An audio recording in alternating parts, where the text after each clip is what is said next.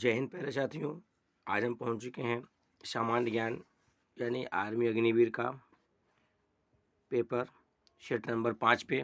अगर आप लगातार से देख रहे होंगे तो उम्मीद है आपके क्वेश्चन सही बन रहे होंगे। आज हम शीट नंबर 5 करेंगे और अगर आप पूरा वीडियो देखते हैं तो अब हम क्या करेंगे, हर एक क्वेश्चन के 2 से 3 फैक्ट एक्स्ट्रा बताएंगे आपको। जैसे कि हम पहले क्वेश्चन लेते हैं। हमारा पहला क्वेश्चन है, पहला परमाणु बम 1945 में किस शहर पर गिराया गया था? जिसके ऑप्शन है हिरोशिमा, बर्लिन, नागासाकी या इनमें से कोई नहीं। पहला परमाणु बम 1945 में किस शहर पर गिराया गया था?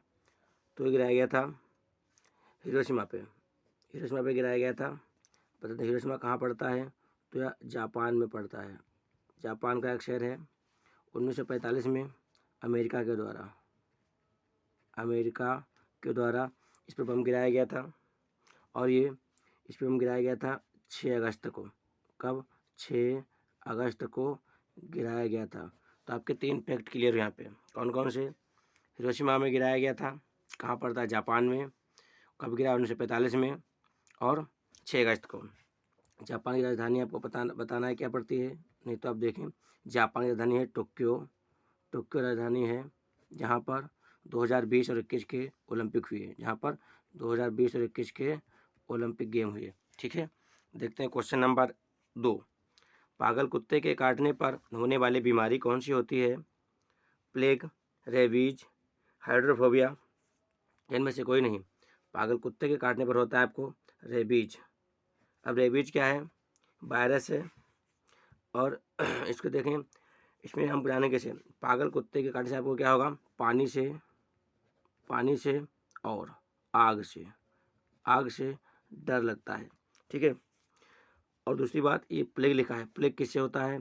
चूहों के काटने से। अगर किसी को चूहे ने काट लिया है तो उस काटने प्लेग होगा। कैसे? चूहे के काटने से क्या होता है?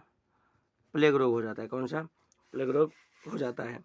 हाइड्रोफोबिया, जल से डर लगता है। हाइड्रोफोबिया में क्या होता है? जल से डर लगता है। अगर किसी को हाइड्रोफोबिया है तो जल से डर लगेगा। देखते हैं क्वेश्चन नंबर 3।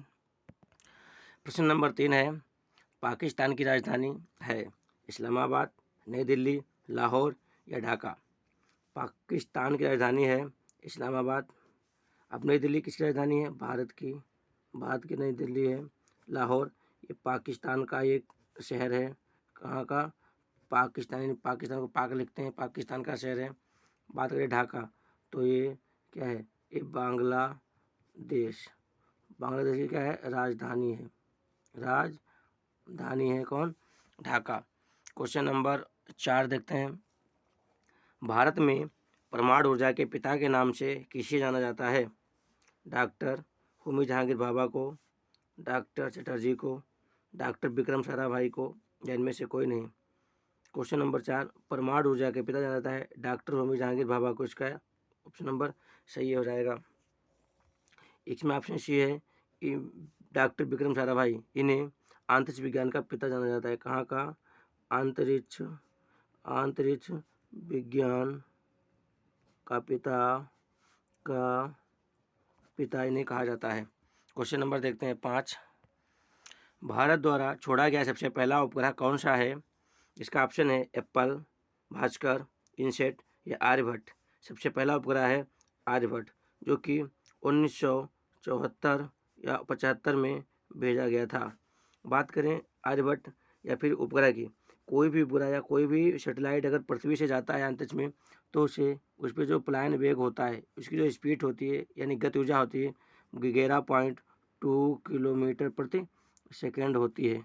ठीक है, इसको आप याद रखेंगे। पलायन वेग खूब आता है एग्जाम में। क्वेश्चन नंबर देखते हैं 6। प्लासी का युद्ध कब हुआ था? 1557 में, 1857 में, 1526 में यानी 1757 में या इनमें से कोई नहीं।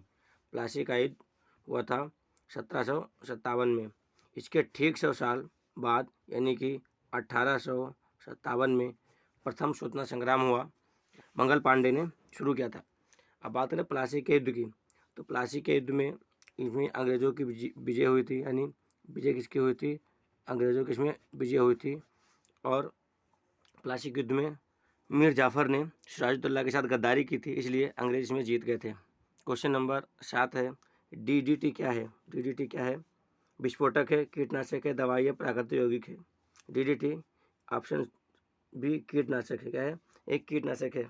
इसको हम खरपतवार नाशक भी कह सकते हैं, खरपतवार नाशक भी कह सकते हैं, क्योंकि हम इसको इसके लिए भी प्रयोग करते हैं। या एक पॉइजन यानी कि जहर है, या एक जहर है, एक पॉइजन है। ठीक है। क्वेश्चन नंबर 8, हमारा राष्ट्रीय पशु क्या है? गैंडा, हाथी, चीता या बाघ? राष्ट्रीय पशु रहेगा हमारा बाघ। अब बात करें हाथी की, तो हाथी क्या है? ये भारत का विरासत पशु है। कौन सा विरासत पशु कौन है? हाथी हो जाएगा। अच्छा, भारत में विरासत दिवस कब मनाया जाता है? तो यहाँ बताएंगे 18 अप्रैल को। 18 अप्रैल को विरासत दिवस मनाया जाता है। क्वेश्चन नंबर 9, लोकसभा में सदस्यों की वर्तमान संख्या कितनी है? 350, 543, 535 या इनमें से कोई नहीं। लोकसभा में वर्तमान सदस्यों की संख्या हो जाएगी 543। लोकसभा में जाने के लिए व्यक्ति की कितनी आयु होना चाहिए? तो 25 वर्ष की आयु होनी चाहिए। और राज्यसभा के लिए 30 वर्ष होनी चाहिए, 30 वर्ष होनी चाहिए। ठीक है। और वर्तमान में लोकसभा के अध्यक्ष कौन है? उनका ओम बिड़ला। ओम बिड़ला, जो कहाँ से सीट से आए हैं? तो आए हैं कोटा बूंदी से। कोटा बूंदी से। ये कहाँ पड़ता है? ये पड़ता है राजस्थान में। राजस्थान से आए हुए हैं। ठीक है। क्वेश्चन नंबर देखते हैं 10। क्वेश्चन नंबर 10 है, बिरजू महाराज जाने जाते हैं किसके लिए? तो बिरजू महाराज मणिपुर नृत्य के लिए, उड़ीसी नृत्य के लिए, कथक नृत्य के लिए, भांगड़ा नृत्य के लिए। तो बिरजू महाराज का संबंध है कथक नृत्य के लिए। कथक नृत्य कहाँ का लोक नृत्य है? तो यह यूपी का लोक नृत्य यानी उत्तर प्रदेश का लोक नृत्य है। कथक नृत्य। भांगड़ा कहाँ का है? भांगड़ा आपका पड़ता है पंजाब का। भांगड़ा पड़ेगा पंजाब का। उड़ीसा है उड़ीसी का। मणिपुरी है मणिपुरी का। बिरजू महाराज एक नर्तक हैं। क्या है? एक नर्तक हैं। एक नर्तक हैं। ठीक है। देखते हैं क्वेश्चन नंबर 11, सबसे छोटा महाद्वीप कौन सा है? ऑस्ट्रेलिया, एशिया, यूरोप, इनमें से कोई नहीं। सबसे छोटा महाद्वीप है ऑस्ट्रेलिया। कौन सा? ऑस्ट्रेलिया, जिसकी राजधानी क्या है? कैनबरा। जिसकी राजधानी क्या है? कैनबरा। राजधानी इसकी है कैनबरा। सबसे बड़ा महाद्वीप कौन सा है? बात करें बड़े की तो बड़ा होगा हमारा एशिया। ठीक है। सबसे बड़ा होगा एशिया महाद्वीप। और पृथ्वी पर कितने महाद्वीप हैं? तो 7 महाद्वीप हैं पृथ्वी पर। कितने? 7 महाद्वीप हैं। कहाँ? पृथ्वी पर 7 महाद्वीप हैं। देखते हैं question number 12। Question number 12, Bharat के झंडे में कितनी तीलियाँ होती हैं? तो 30, 24, 26 या 7। तो सी ऑप्शन होगा 24। भारत के झंडे यानी भारत का झंडा संविधान में कब अपनाया गया था? तो या कब अपनाया गया था? 22 जुलाई 1947 को अपनाया गया था। ठीक है। झंडे से बहुत क्वेश्चन आते हैं। झंडे का लंबाई चौड़ाई का अनुपात कितना होता है? तो 3:2 इसका लंबाई चौड़ाई का अनुपात होता है। ठीक है। इसमें हमारे में 3 रंग होते हैं। रंग के बारे में आप जानते हैं। क्वेश्चन नंबर देखेंगे 13 क्या कहता है? क्वेश्चन नंबर 13, सेना दिवस किस दिन मनाया जाता है? किस तिथि को मनाया जाता है? 16 दिसंबर, 15 दिसंबर, 15 जनवरी या 30 जनवरी? तो सेना दिवस मनाया जाता है 15 जनवरी को। कब मनाया जाता है? 15 जनवरी को मनाया जाता है।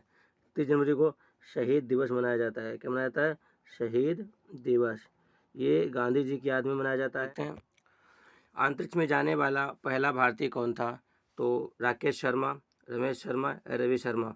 तो सही ऑप्शन रहेगा राकेश शर्मा। अंतरिक्ष में जाने वाला पहला भारतीय। इनका पूरा नाम है स्क्वाड्रन लीडर राकेश शर्मा। अगला क्वेश्चन 15, मोहम्मद गौरी कहाँ का शासक था? पेरिस का, इराक का, अफगानिस्तान का या ईरान का?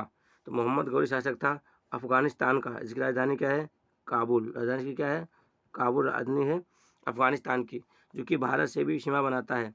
अगर भारत की बात करें तो जब आप भारत का नक्शा बनाएंगे, ऐसे ऐसे करके जाएंगे, यहाँ ऐसे लेके आएंगे इसे, तो यहाँ पे देखो ऐसे ऐसे, जब यहाँ से ये हमारा अभी पाकिस्तान पास बन गया, यहाँ पे जो है ये सीमा, ये जो सीमा लगती है ये किससे लगती है? सीमा लगती है इतनी, ये लगती है अफगानिस्तान से। ये सीमा लगती है वो अफगानिस्तान से लगती है। देखते हैं क्वेश्चन नंबर 16, जब भोजन को लंबे समय तक पकाया जाता है तब समाप्त हो जाता है क्या? प्रोटीन, फोलिक एसिड, आवश्यक तत्व या इनमें से कोई नहीं?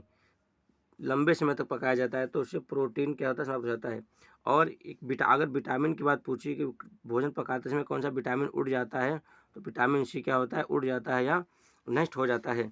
फोलिक एसिड ये आयरन होता है, ये आयरन होता है जो कि आवर सारणी में 26वें क्रम पे आता है और ये कहता है आयरन को शुद्ध करता है। ठीक है, क्वेश्चन नंबर देखते हैं 17। मनुष्य का हृदय कितने भाग में बटा होता है, कितने भाग में बटा होता है,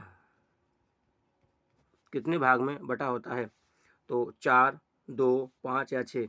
तो सही ऑप्शन रहेगा 4। मनुष्य का हृदय 4 भाग में बटा होता है, 4 बच में बटा होता है। Question number 18। सभी जीवित कोशिका की प्लाज्मा मेम्ब्रेन किसकी बनी होती है, अपारगम्य झिल्ली की, चयनित पारगम्य की, या खाली पारगम्य की, या अर्ध पारगम्य की। तो कोशिका प्लाज्मा मेम्ब्रेन होती है वह अर्ध पारगम्य झिल्ली की बनी होती है। बात करें कोशिका की खोज किसने की थी, तो बताया की थी 1665 में खोज किसने की थी, रॉबर्ट हुक ने इसकी खोज की थी। ठीक है, क्वेश्चन नंबर 19। बेकिंग सोडा का रासायनिक नाम क्या है, sodium bicarbonate, sodium bisulphate, potassium carbonate, इनमें से कोई नहीं। बेकिंग सोडा को इसको हम बोलते हैं, इसका सोडियम बाइकार्बोनेट, इसका आंसर हो जाएगा सोडियम बाइकार्बोनेट, ऑप्शन ए सही रहेगा। अब देखो इसी को हम क्या बोलते हैं, इसको हम बोलते हैं खाने का सोडा, खाने का सोडा भी इसको बोला जाता है, सोडा भी बोलते हैं, खाने का सोडा भी इसको बोलते हैं, सोडा भी इसको बोलते हैं। अच्छा, सोडियम बाइकार्बोनेट का फार्मूला क्या होता है, होता है Na, सोडियम बाइकार्बोनेट यानी HCO3, सोडियम बाइकार्बोनेट इसका फार्मूला होता है। अगला क्वेश्चन है, एक सामान्य मनुष्य में रक्तचाप कितना होता है, 100/200 mm, 120/80 mm, 80/150 mm, या 90/120 mm। तो सही हो जाएगा मनुष्य का रक्तचाप 120 से 80/mm होता है। ठीक है, अब बताएंगे मनुष्य में रक्त कितना होता है। मनुष्य के शरीर के भार का 7% रक्त होता है। एक सामान्य मनुष्य में 5 से लेकर 6 लीटर रक्त होता है। ठीक है, और रक्त लाल क्यों होता है, तो रक्त हीमोग्लोबिन के कारण रक्त लाल होता है। Question number 21। पेनिसिलिन क्या है, पेनिसिलिन क्या है, वसा है, एंजाइम है, प्रोटीन से एंटीबायोटिक है।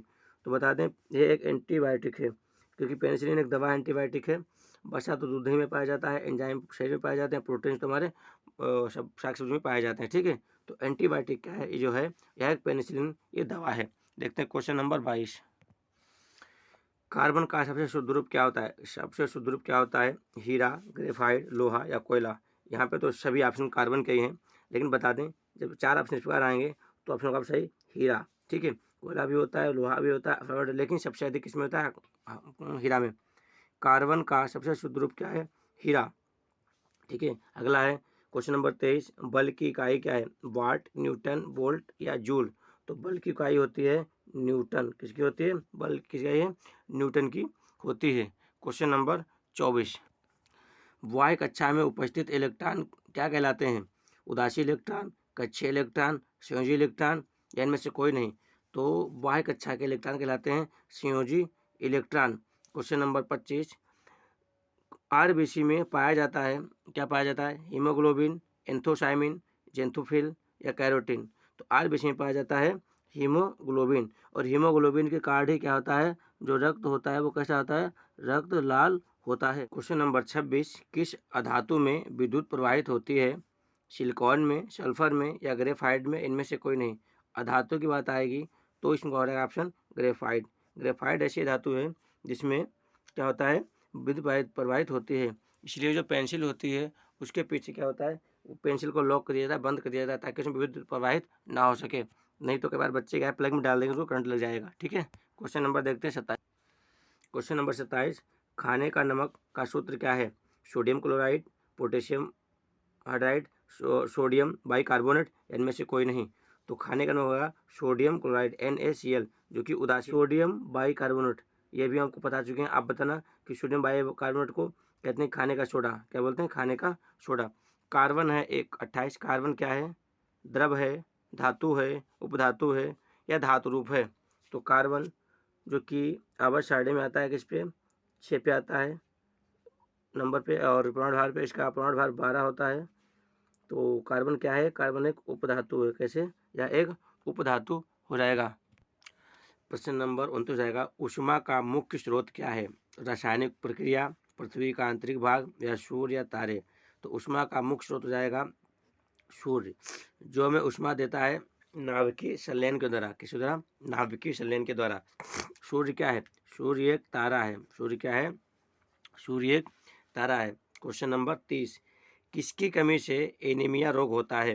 कैल्शियम, लोहा, आयोडीन या फ्लोरीन?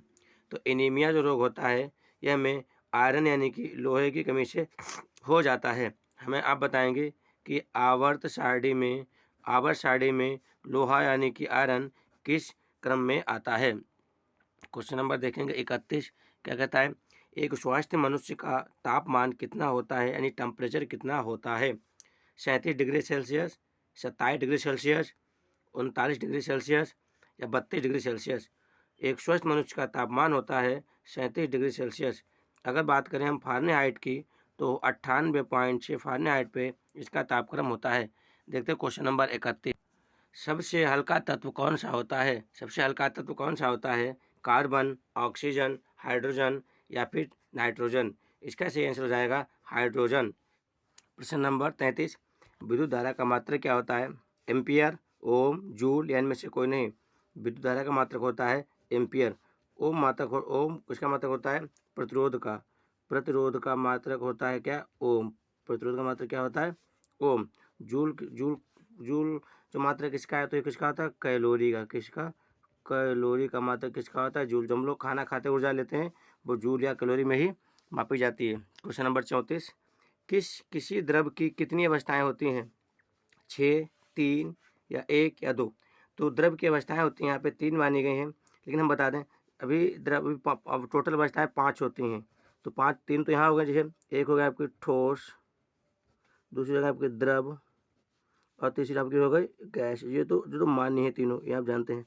अब द्रव की चौथी अवस्था होती है प्लाज्मा। कौन सी? प्लाज्मा चौथी अवस्था होती है। और पांचवी होती है Bose Einstein Einstein Einstein condensate. Einstein condensate ये पदार्थ की पांचवी अवस्था होती है। तो ये कितनी हो गई? 1, 2, 3, 4 और 5। लेकिन द्रव की कितनी अवस्था आएगी? तो आपसे ऑप्शन आएगा तो अगर ज़्यादा 3 ही होगी। अगर कहीं पे 3 ना हो तब 5 लगाना, नहीं तो हम 3 ही लगाएंगे। देखते हैं क्वेश्चन नंबर 35, वायु में नाइट्रोजन का प्रतिशत कितना होता है? 20%, 21%, 78% या फिर 50%? वायु में नाइट्रोजन होता है 78%। नाइट्रोजन का सिंबल होता है N, जो कि परमाणु क्रमांक यानी परमाणु क्रमांक आवर्त सारणी में आता है 7 नंबर पे। ठीक है, क्वेश्चन नंबर देखते हैं 36 से मैथ स्टार्ट हो गई है। यदि 25 आदमी किसी काम को 24 दिन में पूरा कर सकते हैं, तो 25 आदमी किसी काम को 24 दिन में कर सकते हैं, क्योंकि समानुपात का है तो लग जाएगा ओरल।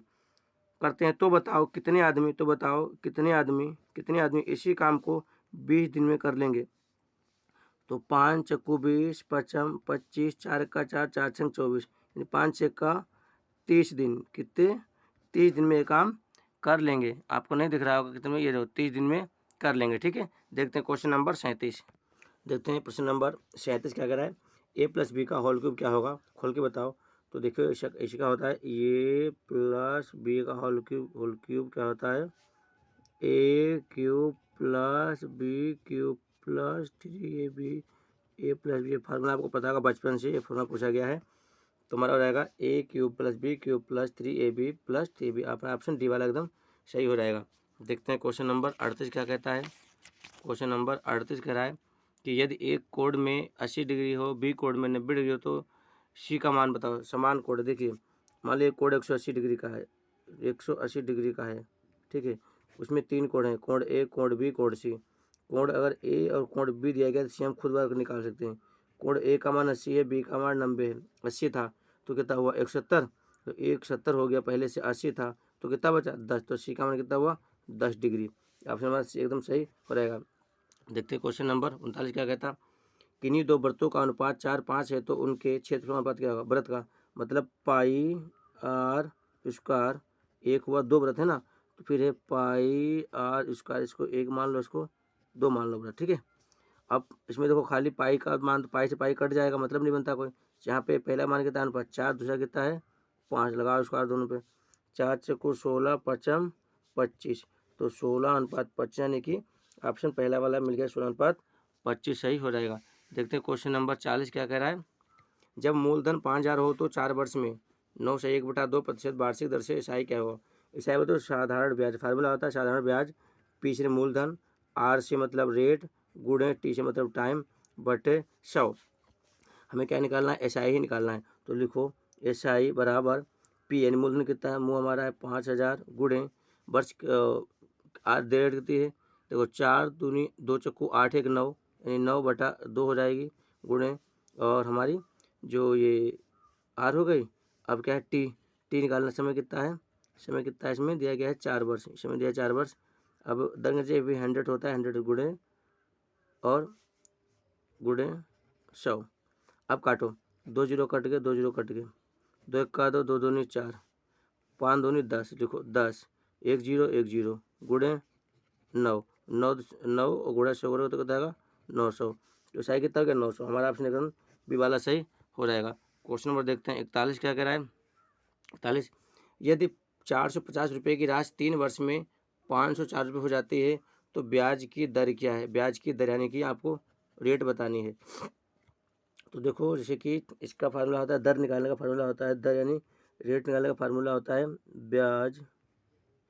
ब्याज गुणे 100 बटे पी बोले तो मूलधन और टाइम, ये फार्मूला होता है इसे निकालने का। तो देखो कैसे निकालेंगे, मेरे पास जो रेट दर निकालनी है, ब्याज कितना दिया गया 450 504 यानी कि 54 रुपये, ब्याज मेरे पास आएगा 54 रुपये, फार्मूले का रखेंगे 100 और पी यानी कि मूलधन कितना है 450 रुपये और टी कितना है, समय कितना है 3 वर्ष यानी कि 3 वर्ष। अब काट लो, 1 जीरो से 1 जीरो कट गया और कैसे कटेगा 5 से, 5 से कटेगा कि नहीं कटेगा, 3 से कटेगा, 3 से काटो, 3 का 3, 18 3 54। अब किससे कटेगा, 3 से कटेगा, 3 6 18 और 3 15 3 45, 3 दूनी 6 और 3 दूनी 6 और 3 5 15, 5 1 का 5, 5 दूनी 10, 2 दूना 4, कितना हुआ 4 वर्ष में कितना हुआ समझ आएगा। दर क्या दर पूछी, दर कितनी जाएगी 4%, दर हो जाएगी 4%, जो कि हमारी ऑप्शन एकदम सही हो जाएगा। 15,015 के अभाज्य गुणनखंड कितने होंगे, तो इसे निकालना पड़ेगा। 15,015 के अभाज्य गुणनखंड कितने होंगे, तो लिख लो 15,015 के अभाज्य गुणनखंड, 3 से भाग दो, 3 5 15 जीरो, फिर जीरो 3 5 15। ऐसा क्यों, क्योंकि 1 जीरो तो इसका 1 जीरो जीरो का है, फिर जाएगा 5 से 5 1 का 5, 5 1 का 5, फिर जाएगा 7 से 7 1 का 7, 7 चक्कू 28 बचेगा कितना 2 7 3 21, हो जाएगा 11 से 11 1 का 11 बचा 3, 11 3 33, अब जाएगा 13 से 13 1 का 13। तो देखो कितना आ गया 3 5 7 11 और 13, तो ये सभी क्या है अभाज्य हैं। तो हमारा उत्तर हो जाएगा 13 यानी कि 3 5 7 37 ये नहीं होगा, 3 5 7 ऑप्शन बी एकदम सही हो जाएगा। ठीक है, कौन सा बी सही हो जाएगा। देखते हैं क्वेश्चन नंबर 43 क्या कहता। रघु 25 टोकरी 35 दिन में तैयार करता है, ये भी समानुपात का है।